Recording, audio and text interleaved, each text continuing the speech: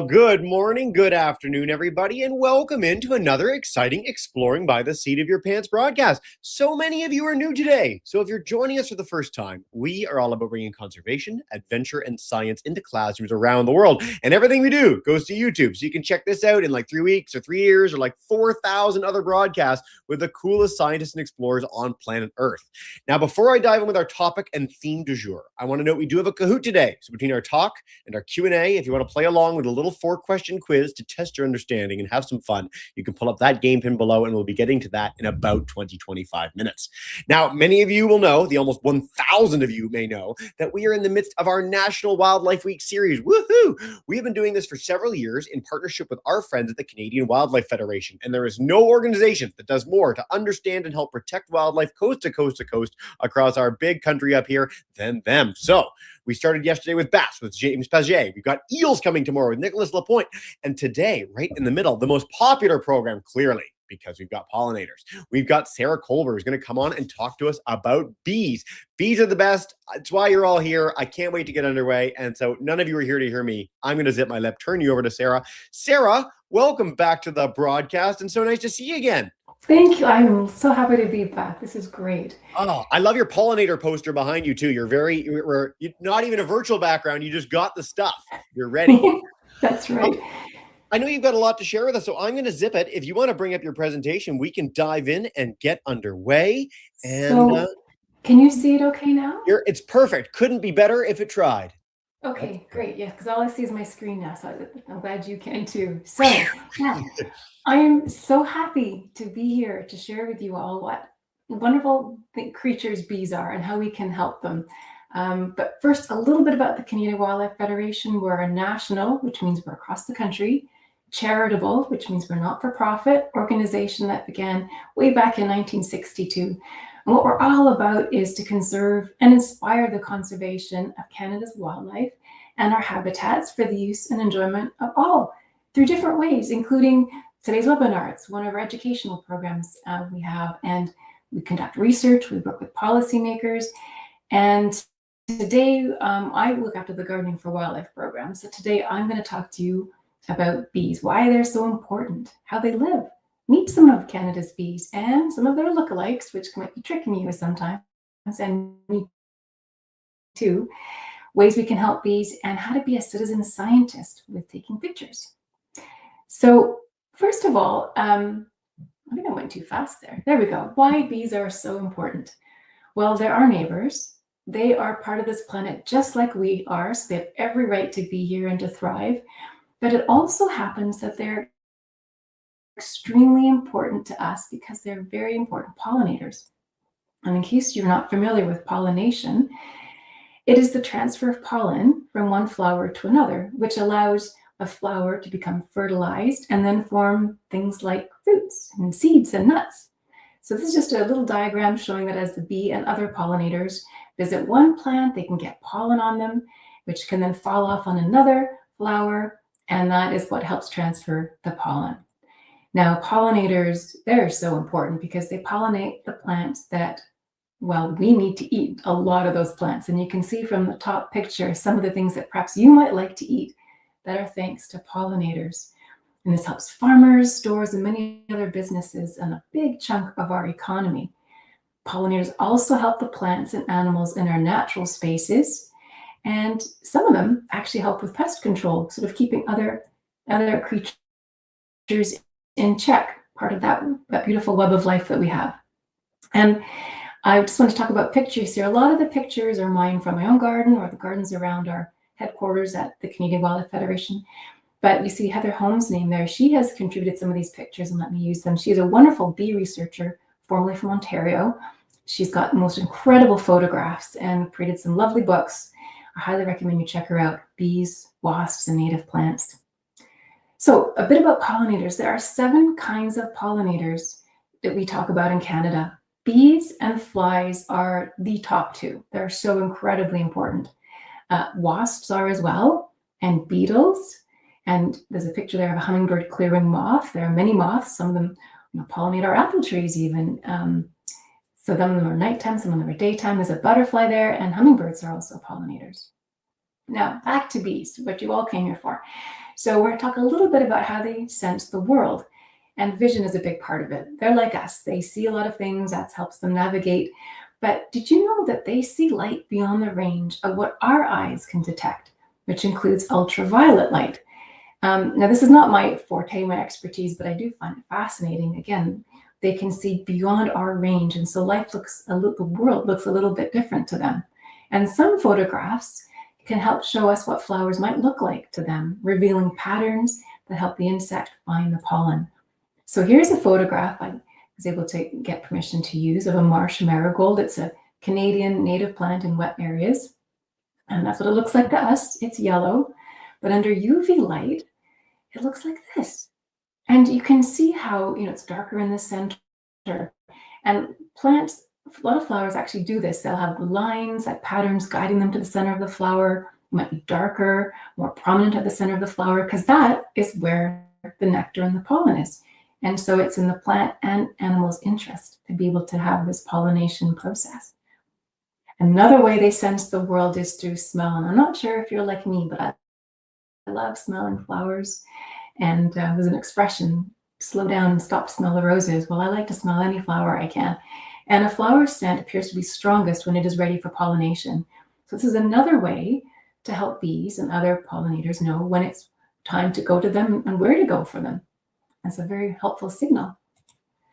But this other one is so cool. It's called electroreception. So bees get a positive electrical charge as they fly. And plants, meanwhile, have a negative charge, and they emit signals that bees can feel when they fly by, which to me, that alone is pretty incredible.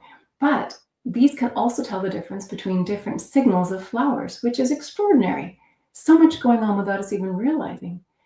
And it goes on further. If a bee visits a flower or another pollinator visits a flower, the charge changes, and it lasts just for a little while after the bee or the other pollinator leaves, which probably lets other insects know not to land at that time. I've just been pollinated, give me a bit of time, come back in a little bit kind of thing. And further to that, how bees live and how they sense and what they need. They live in groups, which we call sort of social bees, or they live on their own, which we call solitary bees. But because we have so many different kinds of bees in Canada, there's also a lot of variation in between. And just a quick note here. So I know some people are afraid of bees and wasps, and usually that comes from the social species. There aren't that many species that are social. They create this hive that they have this vested interest to protect. So if you get too close, or if your behavior is too threatening and they feel the need to protect themselves, they can sting.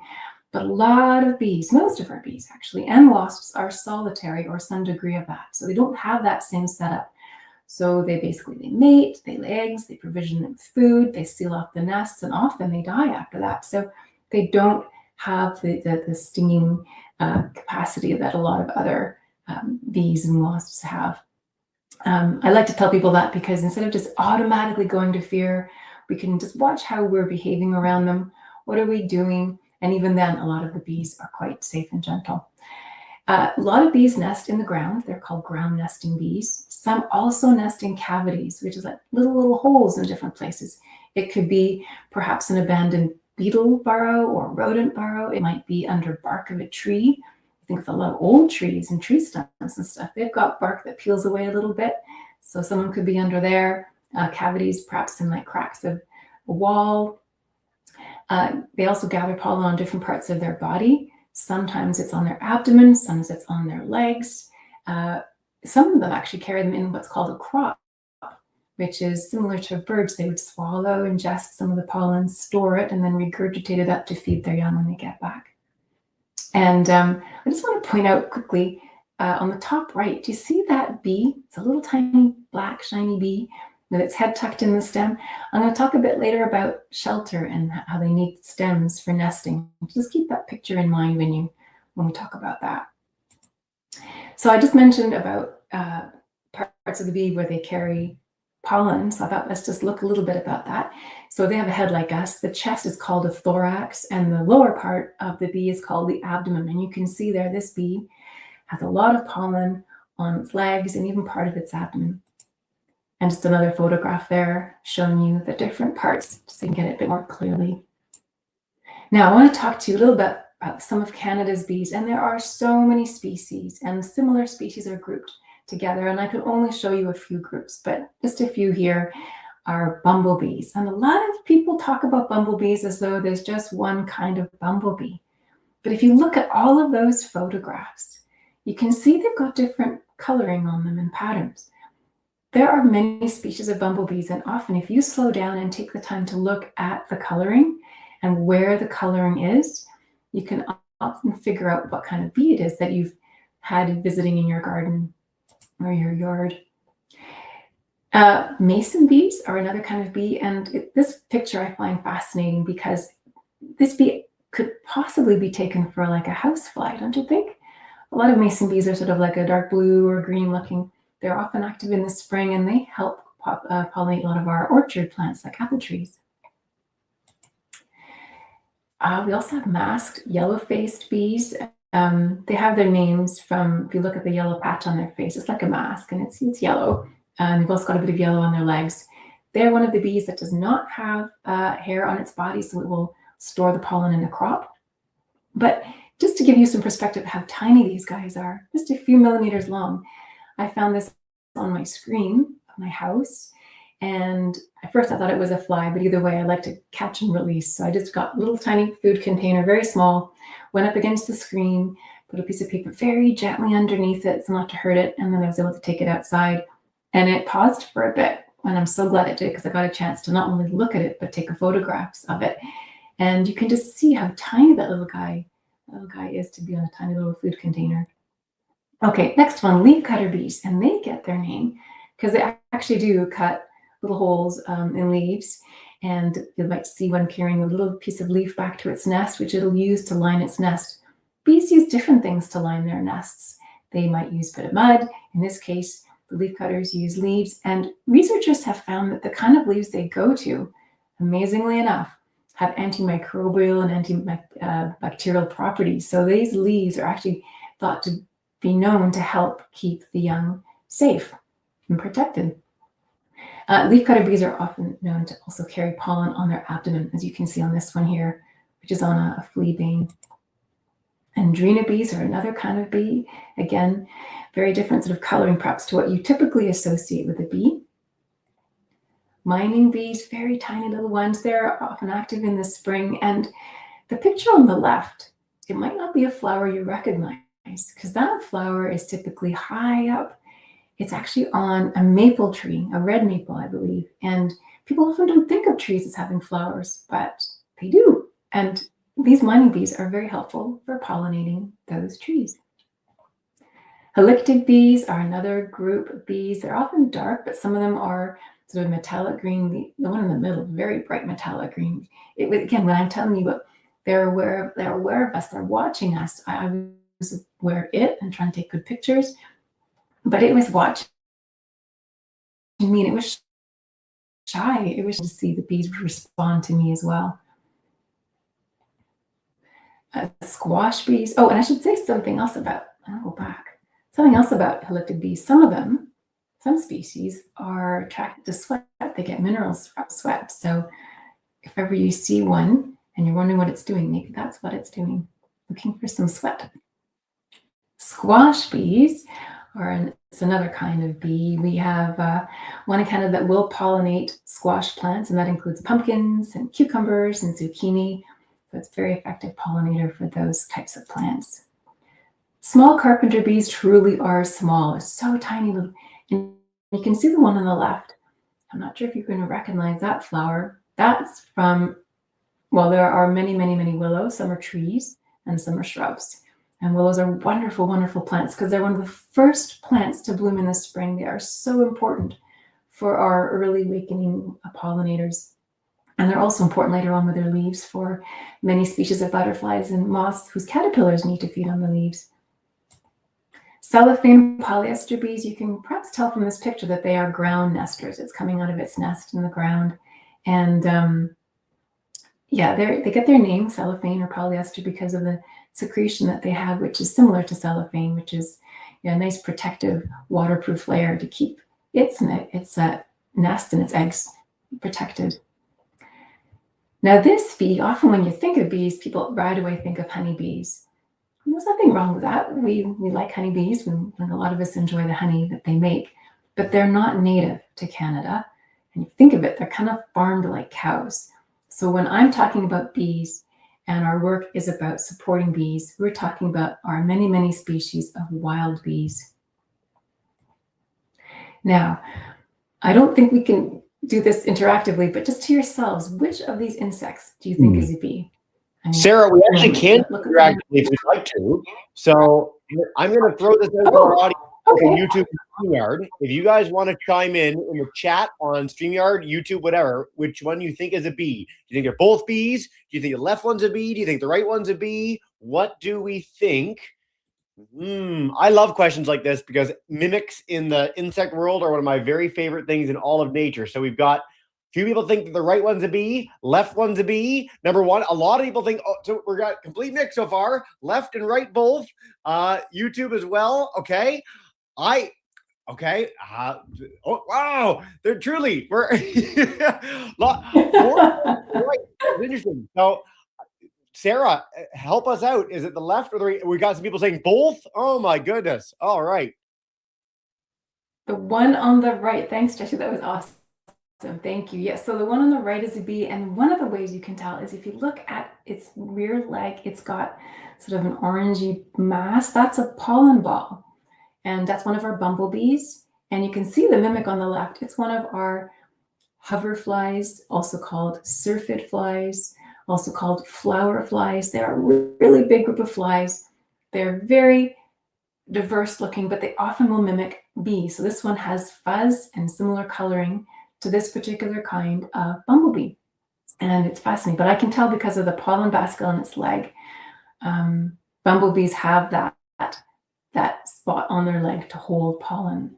But I can tell you some other things in case you want to look closely and see if you can figure them out when you are next around a bee or a fly. The two on the left are flies, and they generally have larger, rounder eyes, and they have shorter antennae. So that can be a giveaway. And flies don't collect pollen on their legs or abdomen, unlike most bee species that do have a little patch or ball of pollen on their body somewhere. There, it's either on their abdomen, on their legs to different degrees, sometimes a mix of both. So the two on the right, of course, are bumblebees. Now I'm going to ask you one last time, which of these insects is a bee? Now that you know to look at the eyes, you can't really tell from the pollen here, but you can kind of tell perhaps by the antenna. Which do you think might be a bee? Yeah. All right. Let's take and number I'll go two. Straight to the answer then. Oh, should I wait? Oh, no. Yeah. Give it a quick second because we got answers for you in left. Right. Wow. Bunch of lefts, bunch of rights. Oh, no. Oh, I did it too soon. Oh, sorry. Oh, that's okay, Sarah. Good. So, yeah, our right one is a fly and our left one is a bee. Very good. Awesome. That's right. And when I look at this picture, I can see the antenna on the bee on the left is longer looking than the one on the fly. And the one on the fly, the eyes are quite large. It covers most of the head. So that's kind of a giveaway. That's another one of our flower flies or hover flies. And the really, really tiny species of flower flies get the name hoverfly because they'll often like hover in front of your face, like they're really curious, like, who are you? And then they'll go off and pollinate a flower. But again, very similar looking to some of our other bees and wasps, actually. Now, we learned a little bit about them, but how can we help them? Because they're so important. And with a lot of the changes in the world in terms of developing and removing habitat and using pesticides, it's important to help them as much as possible. So for food, like us, we need food, they need food, different flower shapes and sizes, because as you may have seen from those pictures, these guys are different sizes. Some of them are bigger, smaller, different lengths of tongues. They can reach the food differently. So again, have a diversity of the flower shapes and sizes. Include blooms from early spring to late fall. That way, when they first wake up and are active right till the very end when they're preparing to overwinter, they have a food source. And include some regionally native plants, because plants that have been in your area for hundreds and hundreds and hundreds and hundreds of years, they've co-evolved with the wildlife in your area. And some animals, they're generalists. They can go to a variety of plants to eat, but some of them are not generalists. They're specialists. They have to have certain plants for pollen or certain plants for leaves. And that applies to bees as well. An example in the butterfly world is the monarch butterfly. It has to have milkweed for leaves for their caterpillar to feed, and without which you'll have a monarch butterfly. So something to think about.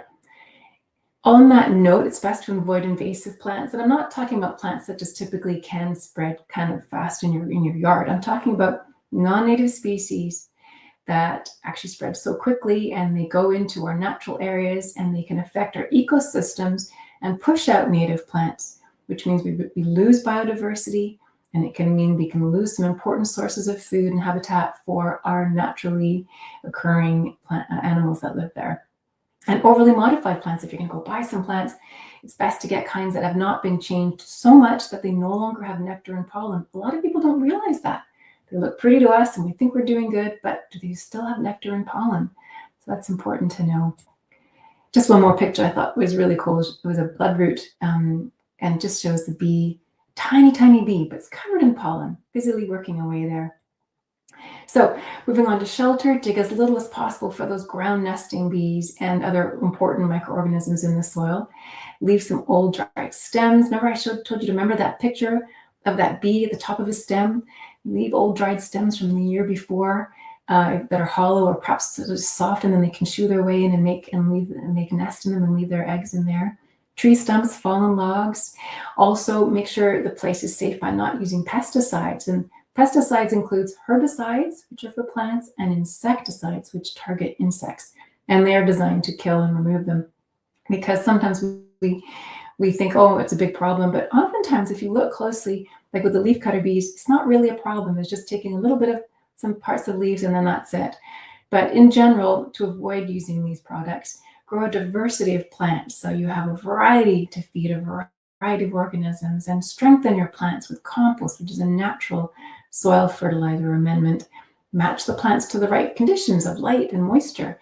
And all that you can do in your yard by having all these different wildlife-friendly features attracts all kinds of other animals that will help keep things in check. And all the pictures here are salamanders, snake, dragonfly, birds. They all will feed on different species, which could be considered pests, but they help keep things in check. And if you have to use something, try to be gentle when you repel. Now, I want to talk a little bit about if you're interested in being a citizen scientist with your photos. There are a couple of apps that you can use. One is called Seek, and you don't need an account.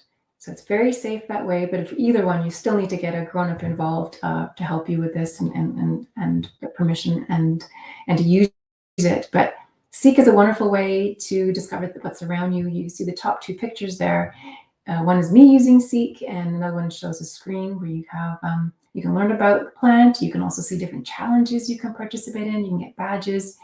If you were to go farther and have an iNaturalist account, then you can also, in addition to getting help about identifying things and learning about nature, you can actually upload your pictures and help scientists who are keeping track of plant and animal populations across the country. Some people have discovered brand new species that we didn't even know before. Well, perhaps, generations knew long ago, but our current society had not been aware of them. Some people have discovered things that are new in the country. Perhaps we're getting to see, oh my gosh, there are less and less of something. We should be concerned, especially in this area. They might create some sort of protective action around that. So it's amazing how helpful people are being just with their photographs. If you want to learn more, we have a bunch of resources at the Canadian Wildlife Federation, posters and handouts. I have Gardening for Wildlife program, which has a lot of resources, our Wild Spaces program. And the poster behind me you see is one of them here, the pollinator poster. And I just want to, thank you for being here. And I wish you so much fun in discovering bees and other things in your area, because there is so much going on all around us that we just need to slow down and to be quiet and still for a minute. And then we start to hear and we start to see and engage our senses again, getting off the screen and using our senses. Yeah, use your phone if you want to take pictures and share and help.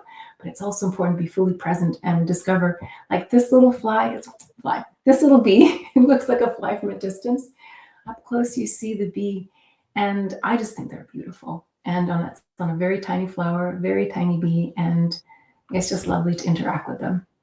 So on that note, Jesse, I'll hand it over to you and hopefully I can help with some questions. Amazing. Well, thank you, Sarah, for the deep dive into so many incredible species and so many cool things and stumping everybody with those 2 bee pictures. That was a lot of fun.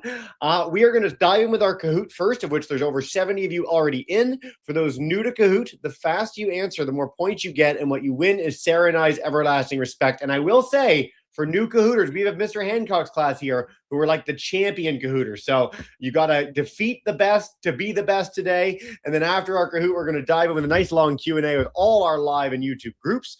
We're going to get underway with this pretty soon. And I've got to say, I hope a bee name wins. I always like when a thematic name wins an animal Kahoot. But Sarah, let's do this thing. And if you want to help us out with hints along the way, you are more than welcome to. But let's dive in 3, 2, 1. Here we go. Question 1. How many types of bees are there in Canada? Now, in the chat, a bunch of people asked about bees in the world, of which there's about 21,000 kinds of bee. In Canada, is there about 30, 170, 4 species, or over 900? Seems like a lot. I don't know. Maybe, though. Let's see what we've got. Sarah, any hints for us as we final 5 seconds? You kind of saw a lot of diversity in those pictures, and those are just the groups, not the number of species alone. Yeah, we sure did. A lot of people thought 170, but over 900 is our correct answer, which is correct. I've got to say, amazing. We do Kahoots a lot, and that's a fact that like blows my mind. Like I would never have thought we had that diversity of bees here. So way to go, smart gator. All right, question 2, true or false? Easier, only 2 options. Bees can see things that people cannot. We talked about this in the talk. And this is true of a lot of creatures, by the way. Humans have really good vision, but we don't necessarily see everything. And you highlighted that great picture with the UV light, which is fantastic. Imagine you had goggles that let you see like a bee, and flowers all looked like they had like landing strips in the middle of them, and they were magical. So yeah, 87, almost all of you got this right. The answer is true. It's true of turtles. It's true of a lot of fish. Amazing goat. Instant correct. 2 in a row. That doesn't happen very often. All right, another true or false. When bees land on a flower, their electrical charge changes the charge of the flower. Say that 5 times fast. We've never had someone talk about this in a bee program, but it's insane and it's so cool and I love it. So thank you for incorporating this into your presentation, Sarah. The answer, you will hopefully take the answer being an enthusiastic yes from how enthused I am, but it's mind-blowing. I love it. I love it. And we never stop learning, do we? It's true. Like, again, not something that we think about as people. We don't have that electric sense, but bees do. Amazing goat, 3 for 3. We've never had a 4,000 in our history, so you're on pace for some good things. What are some ways we can help bees? Let's see. Avoid using pesticides. Tell your family and friends that you learned today. Leave rotting vegetation and logs for bees to nest in. Or, hint, hint, nudge, nudge, perhaps all of the above. If you joined me for a Kahoot before, you will know I am exceptionally fond of all of the aboves to drive our points home. Let's see. All right, 10 more seconds because I accidentally made this 30 seconds and I was goofy. I make lots of mistakes. This is the joy of being in this job. We're going to go to Mr. Hancock, our virtual elementary school, Madam Daunt's class. First 1, 2, 3. Yes, all of the above is correct. Let's see what that does. Okay. 3rd place, Snowy Cassowary, which is a polar bear in glasses for some reason. Number 2, glowing dolphin. A moose with a thing. 4,000. We had a 4,000 for the first time ever. Amazing goat. Way to go. Okay. Never happened in the history of exploring by the seat of your pants. Bravo. Thanks for playing along, everybody. And Mr. Hancock, we're going to start with you. Were you the goat? Yes. And you're muted. You're muted. You took your headphones out and you freaked it all out, our tech. But you're smiling, so I'm going to take it as a yes. Your audio's off, dude. So we're going to come to you in a minute because you are inaudible. But we will head to our virtual elementary school. You're too excited. That's the problem. Virtual elementary school, Miss Arts Group. If you want to unmute, we'll come to you. Take us away. Hello. Hello. Can you hear me? We can hear you. You're good. Okay, Sarah, we need a bit of a Mythbuster scenario. Do all bees die after they sting? Ooh. Oh, yeah, the whole thing with the stinging. Yeah. That is always, I always have to keep looking it up and keep remembering because you see, honeybees are different to bumblebees in the sting and different to wasps. So no, not all bees die after stinging. Some of them actually do live. And some bees, their stinger is so weak and so gentle that it doesn't even penetrate the sting. There are so much variation when it comes to bees and stings. The bee that I've been stung by the most, because I was a goofy kid and like to pick them up a lot at speed, they die. But that's sort of the common Canadian-American bee that you're used to stinging you. Yes, they die. A lot of them don't. It's a great question. I'm glad we got that one to begin as a Mythbuster. Mr. Hancock, we're heading back to you to see if your audio works. And then if not, we're heading to Stratford to Madame Dawn's class. Hello. No. What's going on? It's the first time you've ever had an audio difficulty. Smack the computer. You tell it who's boss. Or email me in the chat. We'll get it that way. Stratford, come on in and take us away, guys. Hey. Hi there. Thank you so much, Sarah. I have a question from Ivy. Hello? When you take honey from a beehive, do you leave some for the bees to eat? Okay, so that is actually a very good question. So again, when you're talking about honey, you're talking about the non-native species of honeybees, and that's when people are sort of purposely sort of farming them. And yes, they do leave some honey for those bees because some of them they do try to survive the winter, and so they need some food, some reserves to live off. So people take some for themselves and they leave some for those bees. Yeah, great question, guys. All right. We're going to try Hancock. Take 3 with feeling. Hello. No, man, you know what? You're too good. You're too good at Kahoot, and it's hurt you now. That's what you get for 4,000 probably. Madam Katesni's class, 3 4s. Come on in. Unmute your mic. What a great outfit. Whoa. Hi. Unmute. Come chat with me. All right, we're ready. Selena. If bees are on the verge of dying and we feed them honey, will they survive? Well, okay, so there's 2 parts to that. Not all bees are on the verge of dying, but many bees, they do need our help. There are some now, we have I can't remember the name, but it's classified as endangered now.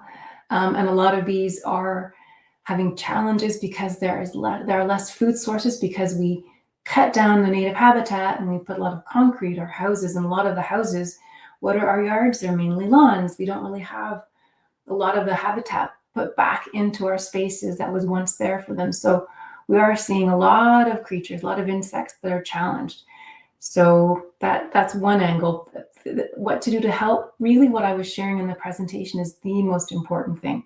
They need habitat, suitable habitat. So it's very thoughtful to think of putting out honey for them. But if you think of all the bees out there that are busily doing their thing without us even knowing they're there in their own spaces where we aren't, we can't leave honey for all of those. And that would be a whole other ballgame. It's best to do what nature does. Let's try to copy nature. Nature has these beautiful plants, so beautiful. And so if you can include as many in your yard, your front yard, your backyard, your side yard, in your community parks, in your schoolyard. And again, when you're choosing plants, try to get ones that you know are native to your area. And of course, you can have some other plants that are not native, that are beneficial, they're not invasive, and they haven't been overly cultivated, so they still have food. Then that is the best way to put habitat back in our spaces for these wonderful winged allies. Yep. Habitat is the answer to almost every conservation question. Just the way we need a home to live, all animals need a home. And when we leave animals homes and spaces to live, they thrive, they come back. It's the #1 easiest thing you can do in conservation. It's a great question. Very thoughtful question, guys. And I'll add one more thing to that too, is often, in addition to having the plants, we talk about shelter, a lot of people like to be so tidy. And it's nice to have different styles of gardening. And it's nice to have some pathways and to have different looks. But if we're so tidy that we don't have like the shelter elements, like the logs or the stems and whatnot, then again, we're causing a lot of problems. Even for birds, if we're so tidy, you think of robins, what do they often have in their beaks? They got long dry grasses. Well, if we're so tidy, where are the dry grasses the following spring for them to have to make their nests? So it's good to have a bit of tolerance and perhaps rethink how we have our gardens, our yards, and our spaces, and how we can support all the creatures on this planet that we need and love. Amazing. And I want to stress the Canadian Wildlife Federation website has loads of things on pollinator gargardens. So if you're keen to learn more, do something at your school or home, there's lots of opportunities to do that. I will note, with 10 minutes to go, we already have more questions in chat than we could possibly take in any 10 broadcasts. So I love your enthusiasm, but make sure you email me questions we don't get to live, everyone, and we'll get to them after. Mr. Hancock, we'll come back to you. I want to share your sweat question. But your audio is working now, I think. Working now?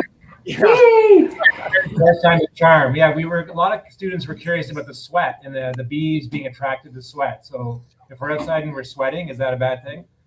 Yeah. So some species are attracted to sweat for minerals, and I even remember a story of some sweat bees in a schoolyard. They had a home.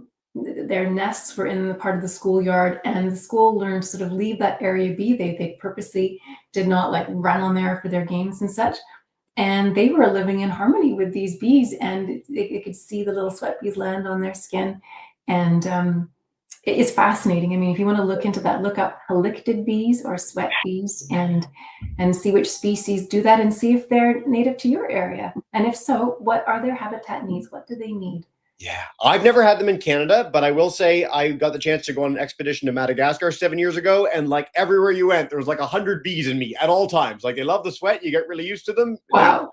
They have nothing to do with you, but really, really cool to have 100 bees land on you. I've got to tell you. Wow. Guys, so many questions. This is great. Mrs. Fisher, we're coming to you, Mrs. Watson, and then Miss McAdam, and we'll try and do a second round after that if we can. But Carsonville, come on in. Hey. So I was wondering, do bees eat anything other than pollen? It's a very good question. No, pretty much pollen. They're vegetarian. So, wasps are kind of like their cousins, and they eat other insects. They'll get like, katydids and grasshoppers and whatnot. And so that's kind of where some of the pest control comes in. These are the vegetarian cousins, and they just basically eat the pollen. They will also have some nectar. But yeah, they don't necessarily eat leaves or anything else that I'm aware of. It's just pollen and nectar. Yeah, great. Good question. And I'm glad you mentioned the wasp thing too, because we've had a bunch of questions. Like wasp and ants are all related to bees. They're in the same group. They've all gone slightly different pathways, but equally fascinating. I can't get enough of that family. So great question, Miss Fisher's class. All right, Philly Virtual School, come on in, unmute your mic and take us away. Hey. Hello. Thanks for having us. We have so many questions. So I'm going to go, Mikhail, go ahead, ask yours. Why do bees why do they have stripes? Like, what are the yellow and black stripes? Yes, I love this question. Oh, that's a great question. And I will say, first off, so much about nature, humans are still figuring out and catching up to understanding. There's so much going on that we are still trying to figure out. But what we believe is, that it gives an indication as to, helps us differentiate them. But evolution has caused different species to look a little bit differently.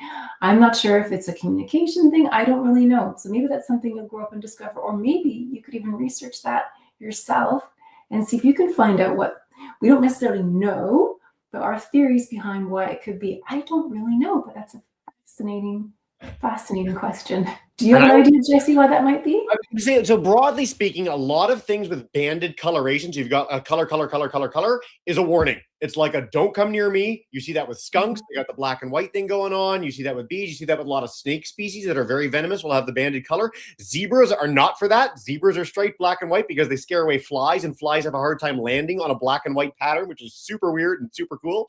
But to my knowledge, bees is hey, I'm toxic, don't come eat me, because for the bee, it wants the bird to know from a big distance, oh, that's a scary bee. That's why you have flies that mimic that bee coloration. I was going to say, yeah, right? That's oftentimes that's why they're mimicking, because they feel like they're safe looking like that. Exactly. Thank you for remembering that. Yeah. Absolutely. Great question, guys. All right, Miss McAdam, I'm going to come to you. I'm going to probably take a couple more from our live classes. I know we have more than we could possibly take, so email them to us. We're going to inundate Sarah, and that's the goal of these broadcasts. So here we are. Hello, 1-2s.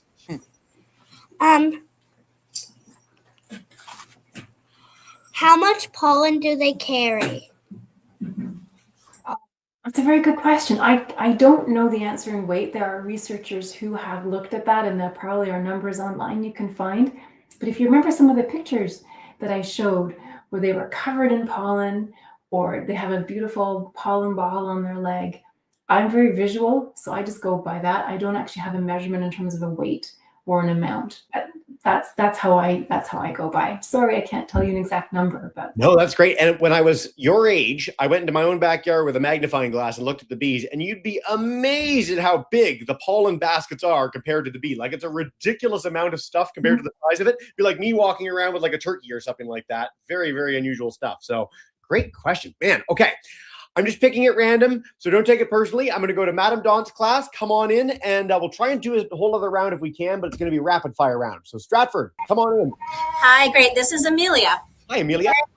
When bees put the pollen in their mouth and they put saliva and they mix it, when they make honey and we eat it, are we basically eating some of the bees' saliva? that's a very good question. So that's a honeybee question, and my focus are the native bees. But I do know some people who have honeybees, and that's a very good question. I can't say for sure. I'm going to guess maybe, but yeah. Yep. I want to stress for our classes today, there are more insects and more weird things and more things that come out of animals that you eat that you don't expect and you can probably imagine. I encourage all our classes to look up the mites that live in your eyelashes when you're done this broadcast. If you want a freaky insect thing, mites in your eyelashes. Trust me, you're in for a real surprise. Mrs. Fisher's class, we're going to come to you, and then Ms. Watchum will go to Philadelphia after that. Come on in, Carsonville. Hey. How many bees live in a hive? Ooh. Oh, that's a really good question, and it does depend on the species, because some bees are social, a lot of them are not. Most of them are solitary, they live on their own, but even some that are partially social solitary, they groups, but get all kinds of numbers because there are so many species, there's so much variation. If you're talking about like bumblebees or honeybees, you can be looking at, hundreds. So, but again, it also depends on how successful the hive is. Yeah. I hope for some of our classes, you get the chance to go to like a bug zoo or bug museum. My one locally where I live in Newfoundland actually has like a whole colony, and you can see them all moving and going around and doing the waggle dance and all sorts of other cool things, like really, really cool stuff. Colonies are one of the most amazing things in all of nature. Again, not your specialty, Sarah, but I love getting the chance to talk about them a little bit. So great question, guys. Yeah, all right. Thank you. Philly, let's go back to you. Come on in. Hey. Thank you. Jalen, I know you have a question. You're up next. Okay, so how do bees communicate? Like, how do they talk? Yes. Oh, that's fascinating. And Jesse kind of alluded a little bit to that.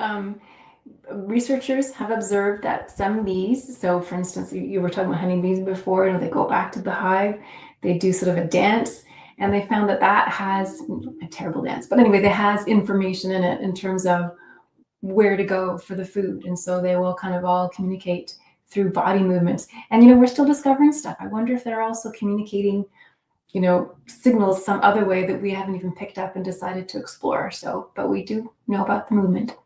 I am putting this in the chat for everyone right now, which is why I'm not on screen, but I encourage everybody to look up the waggle dance when you are done this broadcast. It's one of the most amazing things in all of nature ever.